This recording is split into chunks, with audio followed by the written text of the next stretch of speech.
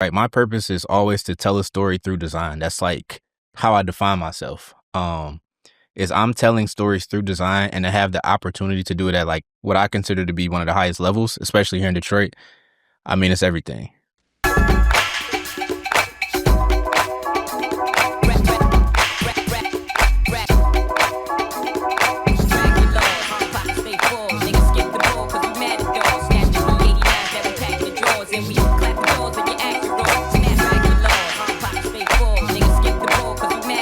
If you're looking for a space that feels like yours but comes with way more perks, then Bamboo's dedicated desk is exactly what you need. Now, when you sign up for a dedicated desk, what you'll get is an ergonomic chair so your back won't be hurting while you're getting your work done.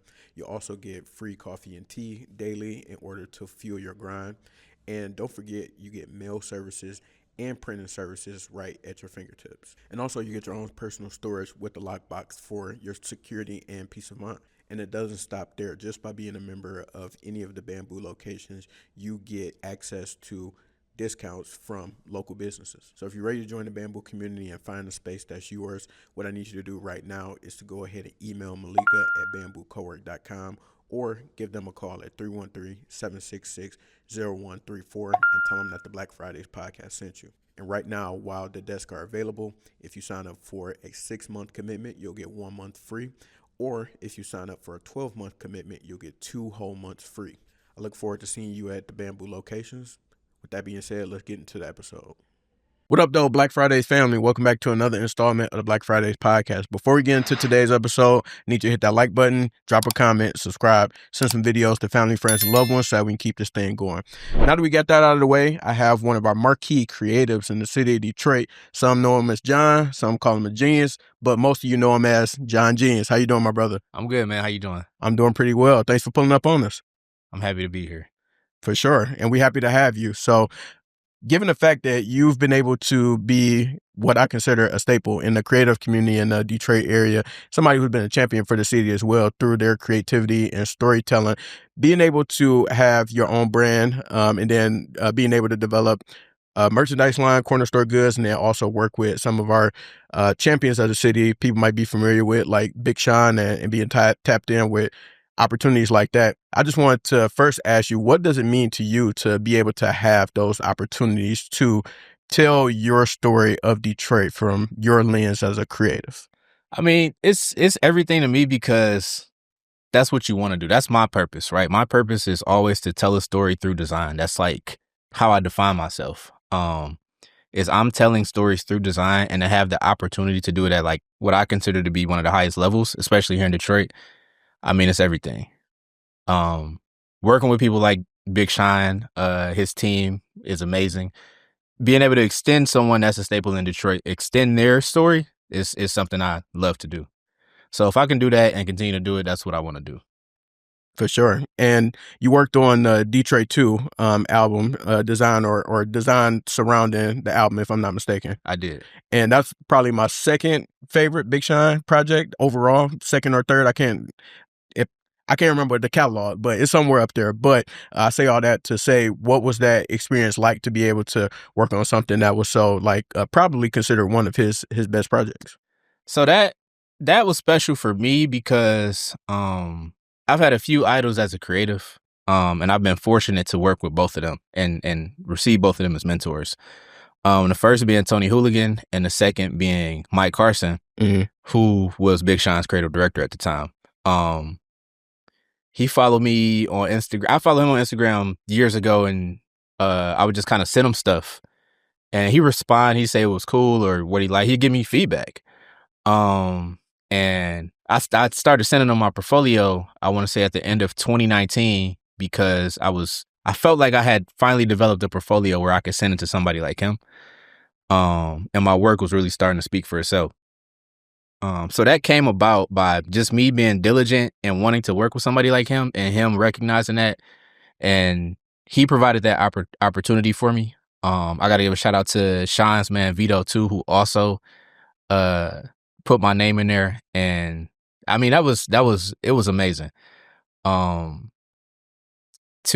them to want me to help tell that story is everything. Being from Detroit, listening to Big Sean since 2008 when nobody was listening to Big Sean. Like Yeah.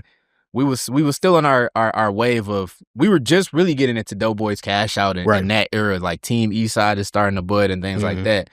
And you got Big Sean, who Was like the is complete opposite of that. complete opposite, right? Yeah. Like Detroit is not that type. We got Blade Icewood, we got Eminem, Right. we got Eminem, but like Big Sean was a reflection of what I felt like was me, my brothers, my peers, and it was just amazing to see somebody like that take it that far. And so to be able to have things come full circle and work with him on that project, work with them and his team on that project, it was amazing. It was almost a once in a lifetime opportunity for an album that special, because I know that album meant everything to him, especially considering how good Detroit 1 was and everybody wanted a sequel. For sure. Yeah. And could you introduce us to what would you deem your chosen methods of creativity or creation? Like what is your creative bag, so to speak? My creative bag is I like to say that I can make anything look cool. Okay. Right? Like if you give me a concept, I can take that and it can be in your head and we're gonna put it on paper, we're gonna put it on a shirt, we can put it on a billboard, we can put it on a building, we can put it anywhere and we'll make it look cool. So just taking those ideas and bringing them to life in a visual way. So that's my bag. And that looks like anything. Okay. And you were telling me before we started recording that you were self-taught in terms of graphic design, and being able to get that start while you were still in college, and then being able to start your brand and your business right after college. So what kind of drew you to that lane? Were you always a creative? Did you always know how to, like, were you always drawing and creating stories? Like how did that start for you? Did it start at that moment in college or that time frame in college, or did it start previous to that and then you were able to elevate it then? So, I like to tell the story that I started drawing because of my father. My father, he knew how to draw a little bit, so he showed me, and I took a liking to it, and I would draw every single day. I drew every single day. I would draw. Girls wanted Tweety Bird and Winnie the Pooh, and boys wanted like Dragon Ball Z. They wanted Goku. Sonic the Hedgehog. So I started. That's like where my art story starts, right? Like just drawing stuff for kids for like a couple dollars at school. I was always creative, but I didn't pursue it in a professional way. It was just something I did, right? Like you can play basketball, you can be good at basketball, but you don't know, like, here's what you need to know to be a professional basketball player. Like I didn't have any of that. And to be honest, I don't even know if I wanted it. I just enjoyed, drawing and doing what I did. It wasn't until college. So I was roommates with my guy. Many people know him as Uncle Tay Hooligan. We were good roommates in college, and him and Tony are relatives. So we go to New York, and I've been seeing Tony's work for years. He's doing everything. I think at the time he was working at Kith. He's working at Mark Echo. He's working with Big Crit, Joey Badass, and Cinematic, and all these like people, right? So we go to New York, we visit him, and as I'm admiring his work, he says to me, like, don't you know how to draw? Like, aren't you creative? Like, he literally says to me, why are you not doing this? You can do this too. And I went home. The first thing I did after that trip was I ordered a MacBook off eBay used and torrented Photoshop and Illustrator, and I just learned everything. I just got on YouTube and just started learning. I would annoy him, like sending him stuff I knew wasn't sweet, but I completed it and I wanted somebody to see it. And when I talk about that mentorship, he was my first mentor in how I got started and everything, and that's what set me on this path. Dope. Yeah. And so now, before we get into my further questions, I want to have some fun on Black Fridays, which is my favorite part, Freestyle Fridays.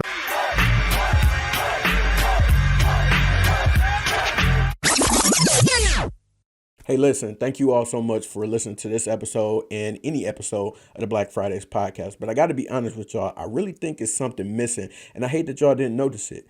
The thing that's missing is your podcast. Why am I not listening to your podcast? You talked about making one with your friends years ago. You know that you need one to better market and promote your business, but yet you still don't have one. This is why I created the Pocket Podcasting course, to teach you how to be able to podcast with the essentials and tools that you have right at your fingertips in order to create.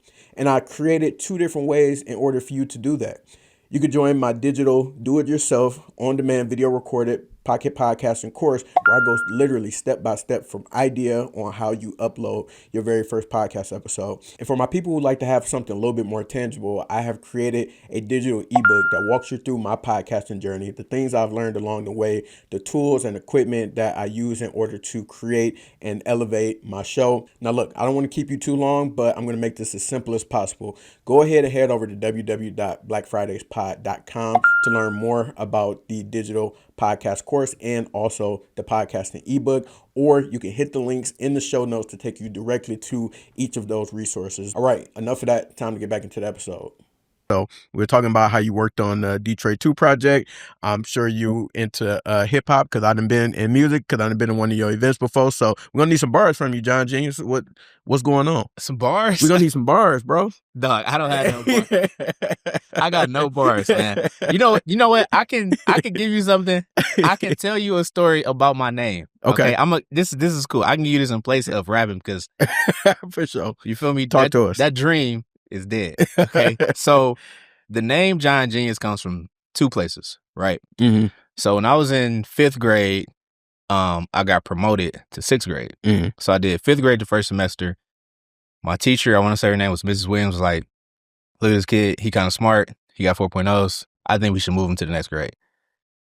I get moved to 6th grade. Kids are like, he must be a genius, right? He got promoted. Whatever. Cool. That always kind of stuck with me. Around the time of Big Sean's, him breaking out around like 2008, Kid Cudi's coming out. This is like the start of the blog era, right? Mm-hmm. Like culture is booming. I thought I wanted to be a rapper, okay? And my rap name was Jon Genius. That's the name I wanted. That was like my rap name was Jon Genius. So while I can't provide any bars for you, I can give you that story and say, at one point I did want to have bars and I didn't have bars. I recognized I was creative in other ways. How long did this dream last before you realized you didn't have the bars? Not long at all. Because I've always had good people around me. I told my uncle that I was interested in rapping and he took me to his friend who had a studio and all that. Mm-hmm. And I recognized that like I didn't want to do it in real time. I'm like, I don't want to do this. I'm too shy to do it. Like I didn't want to pursue that. And that dream probably lasted like 2 months. Okay. But I kept the name, Yeah. I kept the name. Like you said, it worked out in other creative mediums. It just wasn't that. The Right. Genius stuck with me and that meant something to me, Mm. but not in the form of bars. Understood. So I apologize. You got bars? No, I ain't got no bars. No, it's for the guests to come up here with the bars. But Yeah. I will ask you these rapid fire questions if that's all right with you. Go ahead. All right. So first, if you had a chance to do a capsule collection for any Detroit icon, dead or alive, who would that person be? Can we claim Stevie Wonder?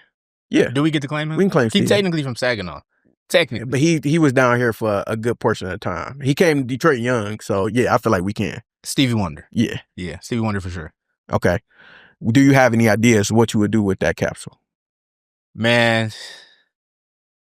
So we do something for his classic period. We'd figure out a way to do some merchandise, an activation for his classic period, which is like 1972 to like 1976. We could kind of extend it to 1980, but we're going to say 1972 to 1976.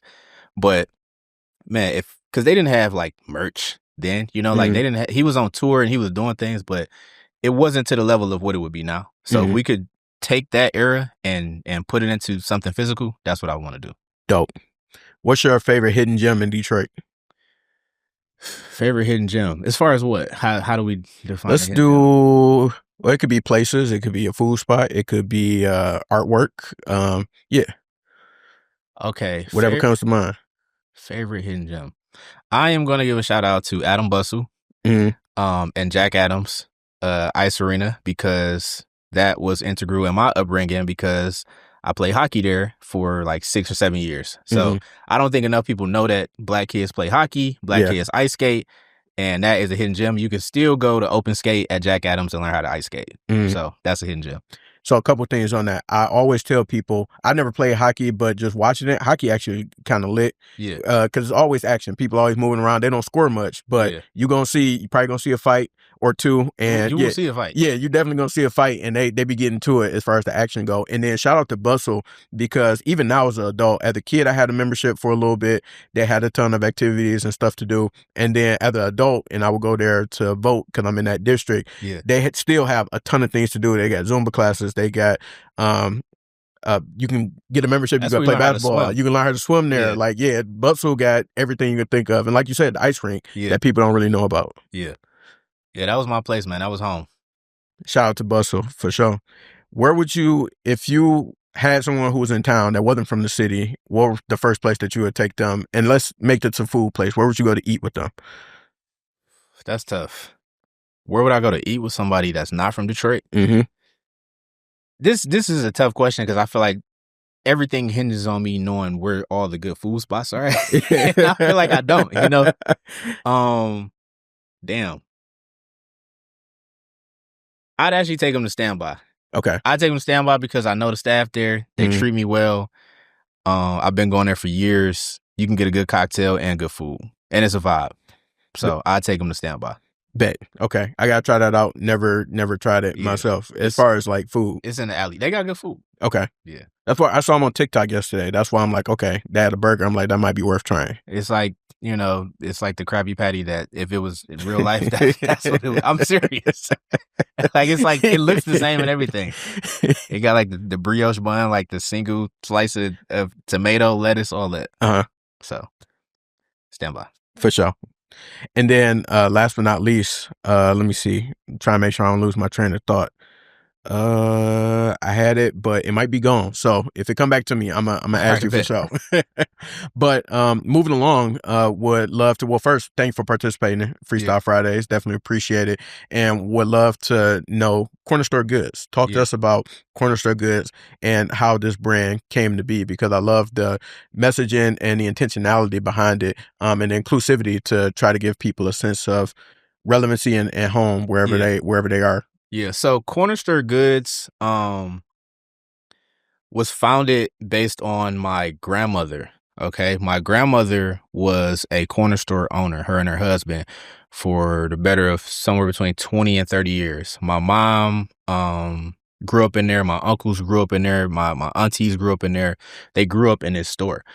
I used to go there when I was a kid when they still had it. So that just meant something to me, and the name itself identifies everywhere around the world, right? Whether you go to New York, it might be a bodega. You might go to the South, they might call it a package store, or whatever it is. Like that corner store, you're going to have a corner store. It's going to be a staple. And I think it is a pillar of culture, right? For better or worse. There are negative connotations with it. There are positive connotations with it. And I like the duality of that. And I felt that like Corner Store Goods was just a perfect name.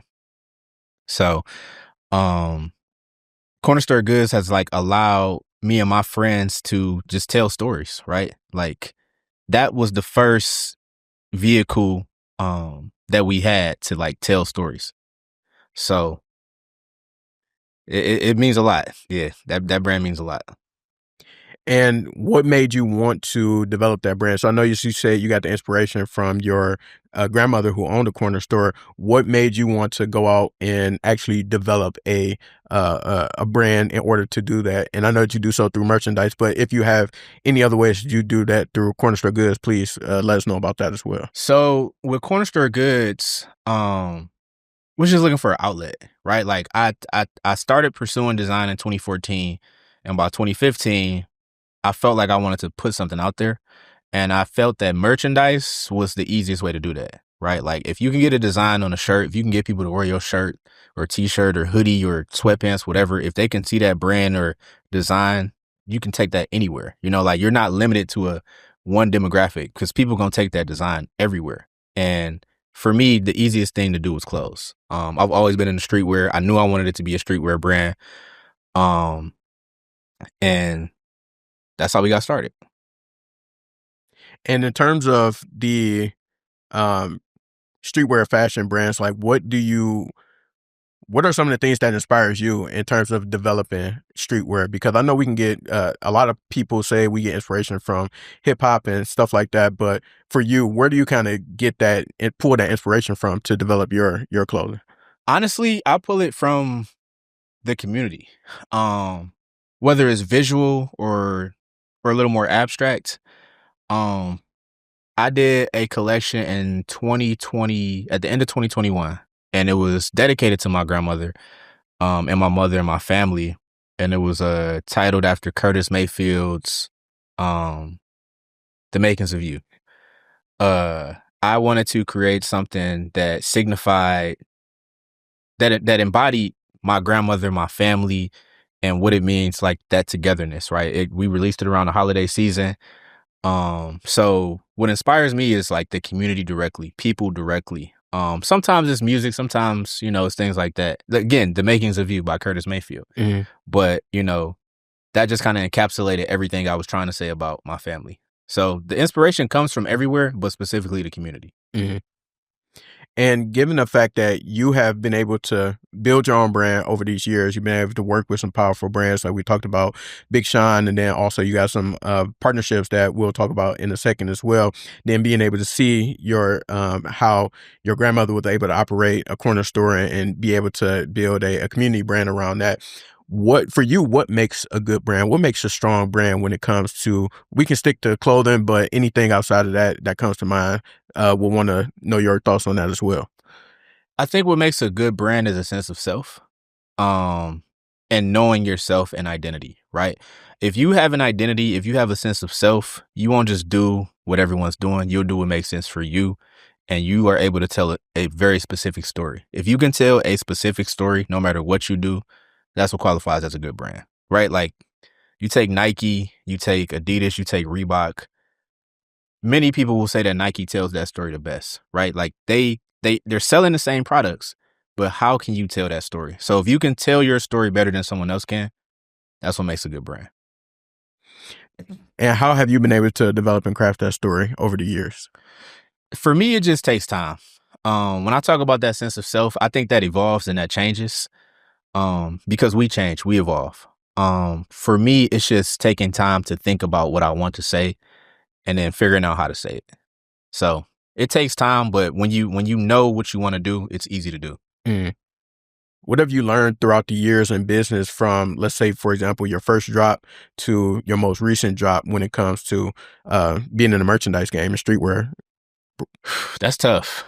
The first time around, you always get too much product. Mm. Like you can overestimate like what you expect things to be because you don't know anything. Mm. From a business standpoint, right? So you learn the needs of people, you learn what people want from you, and the more you put things out, the easier it is to understand that. The best way to start anything is just to make mistakes too. So, and I made a lot of mistakes on the way, like even stuff you think you learn, you do it again, you be like, damn, I thought we'd have it this time. But it's just time. Like for me, it's just been time to fail. And I'm thankful that people have believed in me enough to continue to believe in what I put out. So I want to see if I can get some free game from you in terms of being able to establish a fashion brand. And so let's say that you get through the creative and you know what story you want to tell and what images or how you want to develop your merchandise. So once that part has been completed, what are the next steps that you take to go from design to having these things, like someone purchasing a shirt or purchasing merchandise from you? How do you get them to purchase merchandise for you? From you? Yes. Let's go with that. And then I'll ask more technical questions. Okay. How do you get people to purchase merchandise from you? You need community. You need to be able to get in, and you need to be able to get in front of people. If you can get in front of people, people will buy what you have. Even if it's just your first thing you create. If people can see it, if you can talk to them about it, people will buy it. I've always believed that, right? Like if you can do a pop-up, if you can do events, if you can get in front of your family, you can start with your family. That's how you get people. It just really starts with one person, but it's about continuing to push. We have the power of social media, and that is amazing considering people didn't always have that, right? You used to have to really start on the streets, right? But for me, you still have to do that, right? But that's what I mean when I say get in front of people. If you can get in front of people, they'll buy your product, or you can at least show something to people and you can get feedback, you can know what's good, you can know what's bad, and that helps you move forward, right? So if you put out if you do a pop-up and you don't sell as much as you thought you would, you know what you can and can't do with that product now, you know? So you go back, you pivot, and you keep moving forward. But getting in front of people, easiest way to sell anything, in my opinion. And would you say that you started the pop-up route, or did you go directly to like e-commerce or maybe in the store, partnering with someone? So the first time I ever sold anything was online, right? So again, the power of social media, you want to put like a carousel together, a small campaign. We used the resources that we had. We took pictures. We used friends. You know, you use friends to model. So just using my resources and then using that to leverage, you know, the online marketplace. So that's how we started that.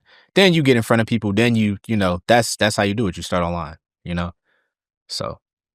And how did you? Excuse me. So you started online. Have you went the pop up route before and done different like in-person activations for your clothing? Many Okay. pop-up events, many activations. People reach out to you if they like what you have. They want you to be a part of their event. We've done, you know, some good stuff, some bad stuff, but you know, we've done everything, like any and everything at some point, you know. So you get to a point where you can be selective, Yeah. you know, but early you got to just hit the ground running.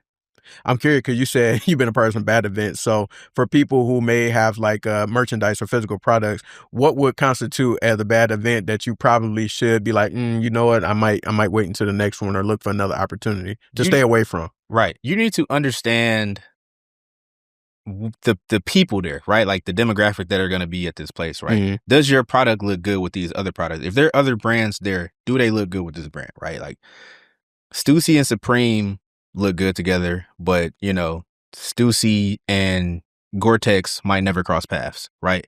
That don't mean that they can't have the same clients, but like Stussy and Supreme, you know that they're going to buy that. So I think it's just about aligning with people that align with what you believe, what your values are. So as a brand, anything else is, you know, you could be setting yourself up to be a part of something crazy. For sure. And then, so I would love to know, how do you, from a more behind the scenes standpoint, how do you identify your material? So like the stuff that you actually are going to sell with your merchandise. So like, do you go and source different wholesalers or people in order to do that for you? Are doing drop shipping options? How are you developing the actual designs of the physical materials of the clothing? So physical, I've done wholesale. I've done cut and sewn as well. That is more, we've done stuff that was hand sewn like over here. So I find that if you want to start, the easiest thing to do is to wholesale. I've never done drop shipping. I like to have my product in hand. Okay. And if I got my product in hand, I can get it sold. You know, I can go out to people. I can say I have it on me. Come pull up on me. No one can. You can't pull up on somebody drop shipping something. And people, most times, they want to have it the same day. You know, if it's local, right? Like people want it as fast as they can get it if they're buying it. So if you can start wholesale, start small. You can start with small quantities, and that's how you build, right? And it took me a while to learn this. It's important to have a hero product, right? It's important to have a staple piece that you can just continue to sell over and over and over again. And if you can keep that on you, you never fail.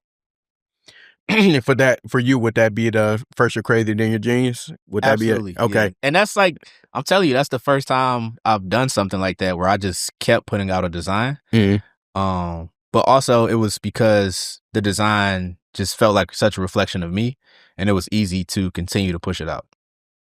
And when are you going to drop the charcoal or black ones again? Because I tried to find them on the site, and I see people wearing them, and I get so mad every time I see them because I always miss out. So we're doing a restock this month. So yeah, okay. We'll have a restock this month. I'm doing an event, Cozy by Hospitality Included, December 22nd. We'll have new product there. Okay. So you can pull up there. And I'll have it online again too. Okay, so that's a in-person event that's a chance to pull up and get it. Yeah, yep. Just put a 2X to the side for me. I got you. I need that. I need to add that to the wardrobe. The 2Xs go quick. The 2Xs and the smalls, those go the quickest. Okay, that's what I'm saying. Just put it to the side. Don't even let it be available for purchase because I'm coming to get that. Yeah, say less. For sure. I appreciate that. And then in terms of, so you talked to us about how do you actually like source merchandise. So could you break down the terminologies of wholesale, cut and sew, and like what is that cut and sewn, and what does that mean? Okay, so wholesale is when you purchase from a supplier. Generally, they are already here in America, and they've already produced the products, right? No matter whatever silhouette it is, it could be a fleece, it could be a crew neck, it could be t-shirts, it could be sweatpants, it could be pants. The product is ready and made to be used, right? So that's what purchasing wholesale is. They're selling it to you. They produce it already and they're selling it to you at a discounted rate. It's not like a market rate technically. And you personalize that garment and then you sell it for another price. Cut and sewn is pretty much doing everything from scratch, right? It's like, so you have to get the fabric, you have to get like a pattern maker, you have to get a cut of whatever product it is that you're going to get made. If you're getting pants made, they have to cut your sample, right? Like, how's this pair of pants going to look? A lot of times that's going to take multiple samples, but once you have the cut that you want, you can produce that pair of pants at whatever rate you want. And that's pretty much, as far as drop shipping, I've never done that. I don't know. I don't even know what that looks like. Like, I don't know what it looks like to not have product in my hand. Yeah. And give it to somebody, hand in hand. So all I can speak for is cut and sewn and wholesale. But those are the two ways. It just depends on what makes sense for you. I think things like pre-orders can help you determine both, helps you determine your market. And that's the way to go. It's just figuring out which one works for you. Where do you want to start? You'll likely spend more money doing cut and sewn, right? You can spend anywhere from $300 to $1,000 for a sample, right? Like, what are you getting done to that sample to where we need to do multiple samples until we get it right? Whereas when you buy something wholesale, it's just the cut that it is. But the good thing about that is you have plenty of options with wholesale suppliers because they are all over the country, all over the world, and they want you to buy their t-shirt wholesale because they think their t-shirt cut is the best that there is. So whether you want the weight to be this or that, it's a wide spectrum of items you can buy to get started. And when you do wholesale, for example, that would be you purchasing the cut as is, and then you taking the jogger set, and then you putting the heat press on it yourself, and whatever your designs are. You can. I don't do any of the printing. Yeah. Okay. I design and I send it to get produced. And then people do that. So that'll be considered cut and sewn? No, that's still you still work with a wholesale supplier, right? Like, so you still buying the product, you purchase it. 9 times out of 10, when you purchase the product, it's going directly to where it's going to be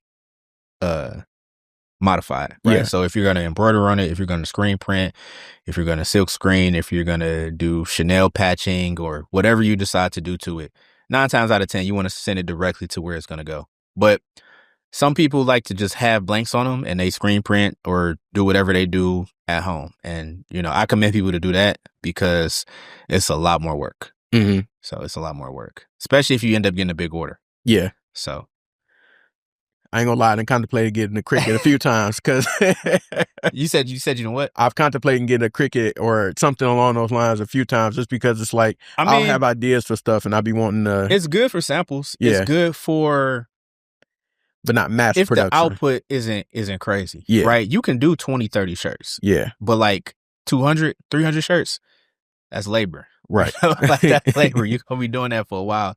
And then it's like, how fast can you get that to people?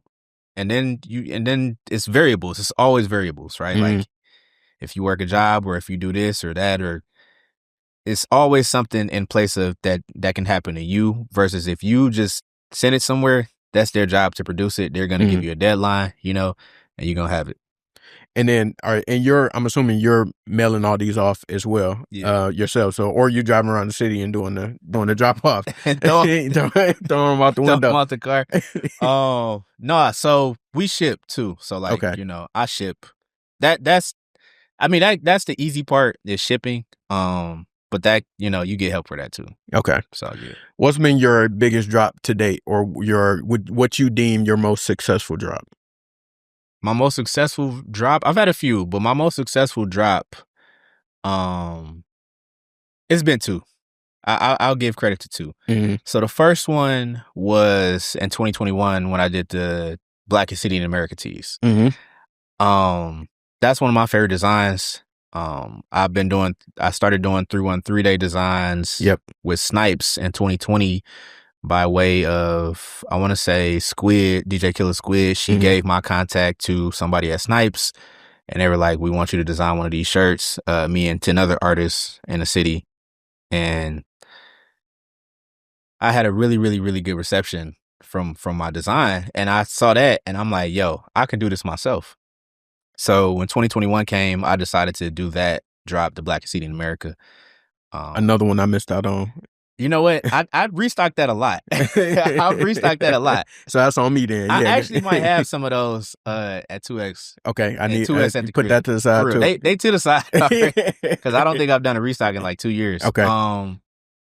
So that design, I didn't coin the Black City in America, but I feel like I was the first to put it on some merchandise. I'll say that about Detroit. Okay.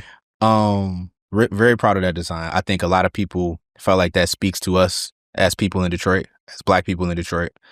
And then my second drop that I know has been my most successful, based on reception and numbers and things like that, is my First You're Crazy Then You're Genius tees. Or that design, I should say, which is why it's become like my hero product.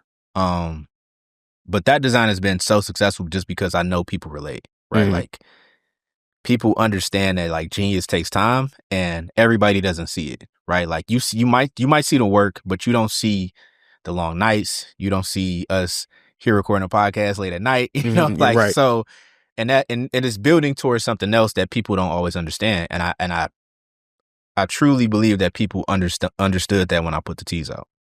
So that has been my most successful drop. Dope. So we've talked about fashion. We talked about the fashion game and building a merchandise brand. So now I would love to be able to talk about one of the important partnerships that you have coming up or are currently activating with StockX and working with another partner as well to be able to give some young folks opportunities. And so we'd love to be able to have you talk more about that and tell us about how you got tapped in with that. So that came by way of Olivia Pearson, who is a publicist who reached out to me and told me that she said, you're not done telling this story. And I agree with her. I'm right. I'm like, I had some plans. And then she had even more plans. So I always, if I can ever do anything with my platform, is to extend it to children, right? It's just extend it to young people or people who haven't really started yet or looking to pursue it. So we reached out to my guy, Malcolm McCants, who I grew up playing hockey with at Jack Adams, who is I want to say director of education at Say Detroit, which is a nonprofit. It's kind of like an after school program for all grade levels. It's very well funded. I know the staffers have donated money to it. I know the Pistons have worked with them, things like that. But I knew that I wanted to extend this concept to them, to the kids, and StockX came on as a partner. I mean, they showed out, they pulled up, they spoke, they brought things, they gave gifts. And I just think I recognize that StockX is like a pillar of Detroit streetwear culture. And I feel like I'm a pillar of streetwear culture in Detroit. And I think that just made sense to work together.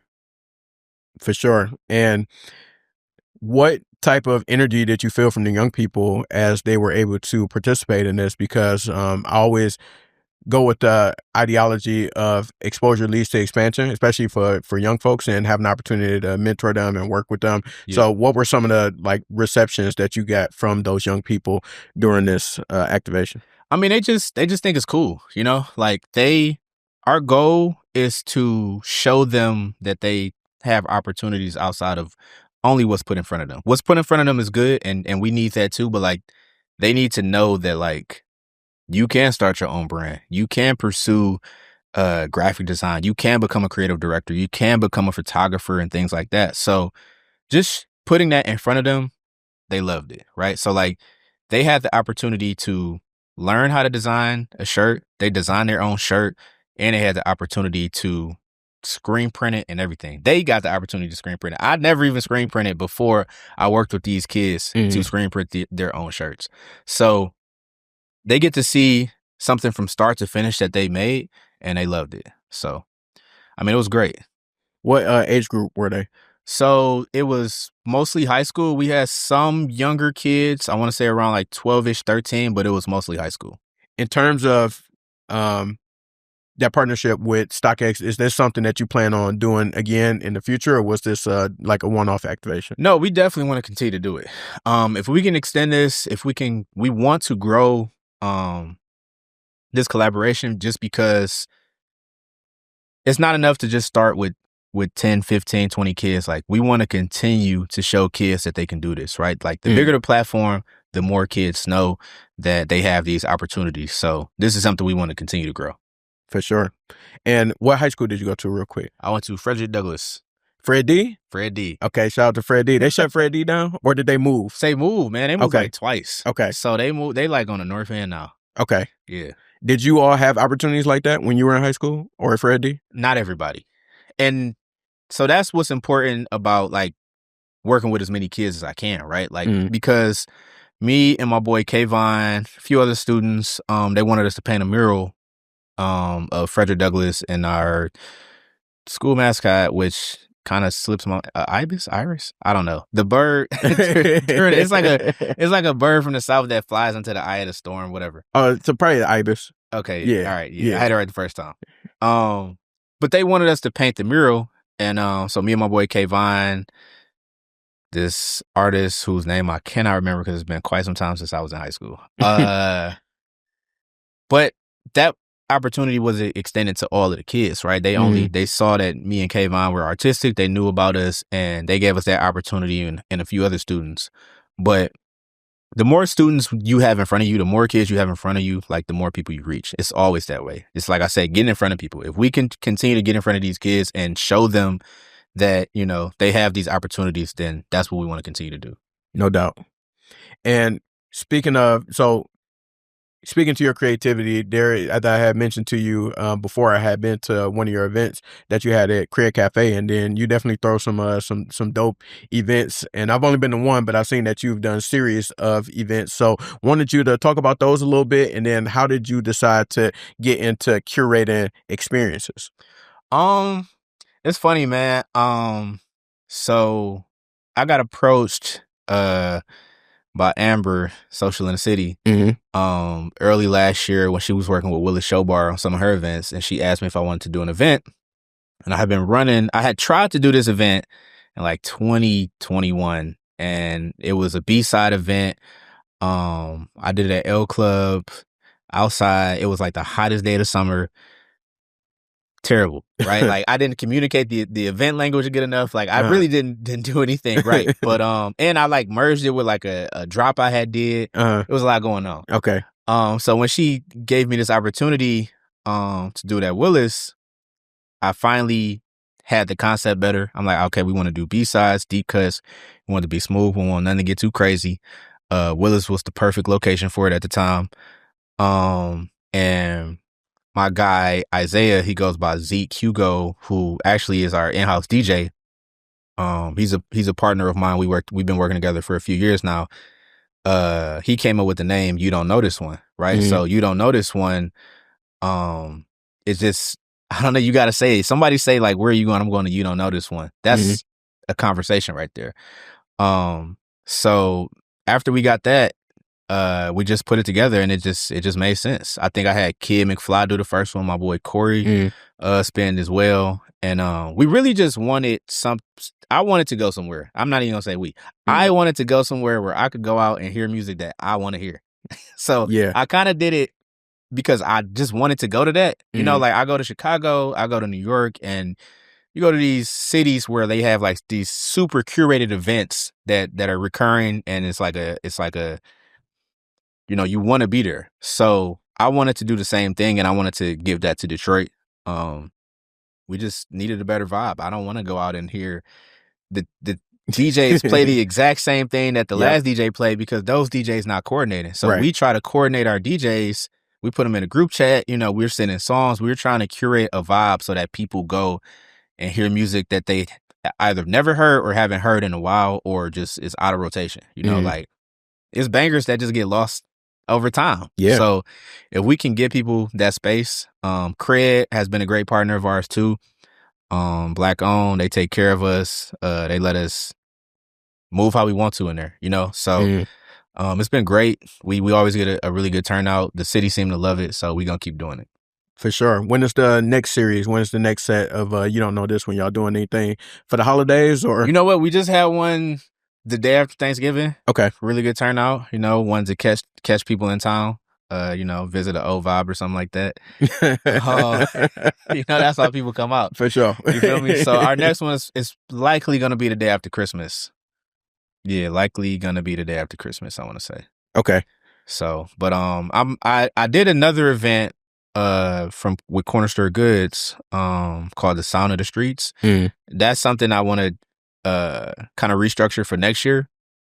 I was telling you about the event I went to today, the Know Your Rights event, that the Wolverine Bar Association put together. Celeste Kinney was ahead of that, and I felt like I could have extended my platform more to something like that. And I feel like when I first came up with the concept, the Sound of the Streets, for Corner Store Goods, I just wanted it to be literally what is the streets talking about? Like, what is going on in the streets? And I think something like that, where we can talk to people about knowing your rights, knowing how to engage with law enforcement, things like that. If we can extend that with Corner Store Goods, that's something I want to do in the new year. Fire. Yeah. So speaking of that, because throughout this conversation, just being able to understand, like, you're living a few different creators' dreams in terms of being able to have these dope events for people to be able to pull up to, have your own merchandise line, getting opportunities to design, and then also do some meaningful events in the city as well, such as the activation that you did for the young folk. I want you to, I wanted to know if you had a word for those creatives that's like up and coming, or maybe trying to get out of their own way to do their own thing, that's in the city or beyond, and just want to know, like, what advice would Jon Genius give to them if you could go back and talk to your younger self, and give them some advice starting out? If I can go back and give my younger self advice, that's the question. Yeah. That's tough. I would have tried to stop myself from doing so much, like you can't even, you don't even know. Stop. Yeah. But also, I think I tell like young people that want to pursue a creative career with whatever path it may be, is that that you can do it. Like, there are no limits or bounds to what we can do creatively, right? Like, I didn't see myself doing an event or having an event that I've been doing for over a year now, but if there was a need for it, I found a way to harness my creativity around it. I found a way to harness my creativity around apparel that I make as a designer. It's allowed me to, to be my true self, right? So I feel like if I can talk to my younger self, I just tell myself that, like, there are no limits on what you can do with your creativity. So don't put a box around yourself and say, I can only make this, I can only design that, because for so long I felt that I had to project or portray a certain style or a certain brand, and you can't truly be free if you're limiting yourself. Yeah. So just don't limit yourself. Like, we are literally boundless. So that's what I would tell anybody. And with all that you have in terms of not putting those limitations on yourself and the different mediums that you're able to go in and out of, how do you approach different opportunities to say, this is worth my time in investing in and doing, or maybe I might be good on that? Man, that's tough. Because I think about clients a lot when I hear this question right now. I'm thinking about clients as a designer, right? Like, it's tough to gauge what's truly worth your time, because I like to help people. Yeah. I want to help people pursue their dreams. I want to help people pursue something greater than themselves.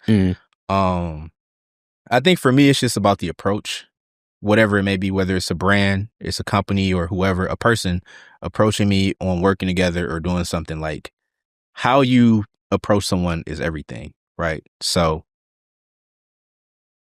that's probably all I can say, because it's really a case by case basis. Like, sometimes you don't know until you get in it. You know, you could think something's good for you, and now you working with this person, and it's like, I shouldn't have did it. You know? And you don't learn that till you in it with them. Yeah. So, like, if somebody come to you and say, I want to partner with you, but you're gonna spend all your money and your time and resources. Yeah. So, you know, like, people want to siphon off your creativity, want to siphon off what you have, your resources. You do have to watch out for that, right? Like, I told you earlier that, like, I have no problem telling anybody, like, who I might use for a wholesaler. My printer, I love to send people to my printers. Because, you know, you're not getting in my way, right? Like, what I'm doing is set for me. You're not getting in my way. I'm not getting in your way. So, but, you know, it's people out there who try to poach, you know, the swag. For sure. You know, like, for real. Yeah. And not a and they're just not genuine. That's probably the best way to say it. Like, you're not being genuine talking to me, like, so yeah, we're not even gonna do that. For sure. Like, you can really gauge it, you know, when you having that conversation in real time. Yeah. Like, you asking way too many questions. Like, you ask me everything about social security. I've had people say that, like, you do, and you know who do that, and they just let you do that, and I'm like, what are you saying to me right now? You know, like, send me an email. You know, like let's formally do this. Let's get a video chat. Not that I can't talk to nobody on Instagram or nothing like that, because I do all the time. I did get stopped in a grocery store one time. Oh yeah. And I was like, he like, yo, you Jon Genius, and I'm like, I am. Like, what's the deal? You know, like, but he wanted to talk to me right then and there, and I'm like, yo, I'm getting these groceries. I'm getting groceries. Yeah. like, hit me up. Hit me up. Like, and I genuinely felt that way. Like, just hit me up. Like, we can talk. I promise we can talk. But, like, come on. You know, people be at the club or somewhere in your ear, like, bro, the music is right here, and you right here, and what do you want me to do right now? Right. So, a lot of, you know, we need to connect and link and build, and we can. Yeah. But, you know, let's just do it right. For sure. Let's do it right and in the right place. Yeah, like, but not right now. Yeah. So, and now I'm not, you know, now I'm not that guy, because I didn't told you, like, not right now, right? Mm-hmm. So, but it's a time and a place. But how people approach you like that let you know everything. No doubt. I agree. Yeah. So, Jon, what's next on the horizon? When can we expect the next drop? You told us when we might get the next, you might not, you don't know this one. So what's in your crystal ball, and what do you see on the horizon? So, man, in my crystal ball, what I've been working on is, so when I first dropped the First You're Crazy Then You're Genius tees, I was looking to start a line kind of under my Genius name, right? And that design, people were so receptive to that, I just was like, all right, let's just keep putting this out. So I'm going to extend that and expand on that idea. That's next. Like I said, I'm doing a pop-up with hospitality included. Their event Cozy is December 22nd. I'll be releasing there. And then for Corner Store Goods, we have a lot of things planned for the new year. We have a lot of things planned. So we gonna really take that as far as we've always wanted to. So that's what's next. You don't know this one. Our last one is gonna be in December. It's not one you want to miss. The last one, we do capacity every time, so you got to get there early, you know. Mm-hmm. So yeah, that's what's next. For sure. Sound like a lot of bangers coming up soon. Yeah. And where can the people tap in with you? I know you said they can DM you if they got questions, but other than running down on you at the grocery store, where can people find you? I'm Jon X Genius everywhere. Jon X Genius on Instagram. No, don't go to that other social site. Just Instagram. Hit me up on there. I might have some other opinions you might not agree with, you know. For sure. For sure. Well, Jon, this has been great, man. I appreciate you for coming through the podcast, sharing your genius with us, and being able to give us a glimpse into your world as a creative, and really love the intentionality that you have behind what you do, and making sure that the city is at the forefront and or represented in all the things that you do. So appreciate it. Man, I appreciate you, man. Of course. Thank you. Of course, anytime. And everybody watching, listening, we're going to tap in with y'all soon. Peace.